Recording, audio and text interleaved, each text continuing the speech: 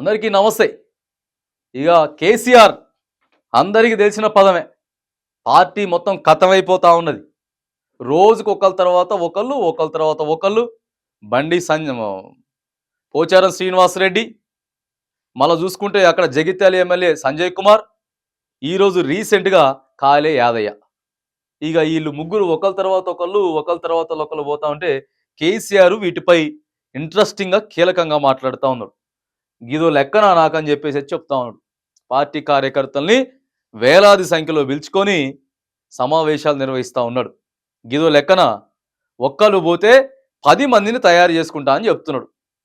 మరి సారు భయపడుతున్నాడా లేకపోతే నిజంగానే ధైర్యంతో మాట్లాడుతున్నాడా అనే విషయాన్ని మాత్రం కొద్దిగా ఆలోచన చేయాల్సినటువంటి అవసరం అయితే ఉన్నది. సరే ఏదేమైనా కానీ మరి ఇక భయం ఉన్నా ఇంకోటి ఉన్నా సరే పార్టీని కాపాడాలి అని అంటే మాత్రానికి బయటికి ధైర్యంగా చెప్పాల్సిందే. సరే కేసీఆర్ అనేటోడు అయితే మొండోడే. కేసీఆర్ అనేటోడు మొండోడు, సాధించగలుగుతాడు, ఆ సత్తా ఉంది, ఆ దమ్ము ఉందన్న విషయం అందరికీ తెలుసు.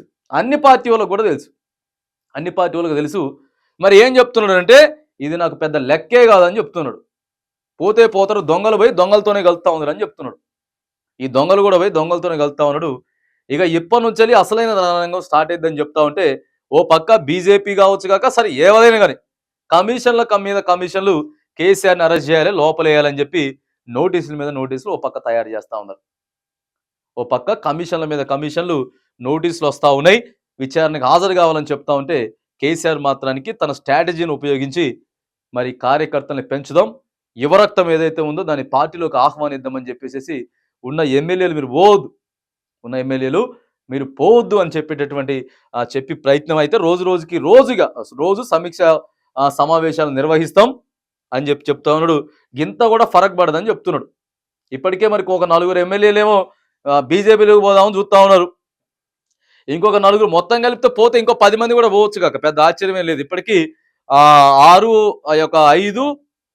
మంది దాకా పోయిర్రు. 6 మంది దాకా ఇప్పటికే పోయిర్రు.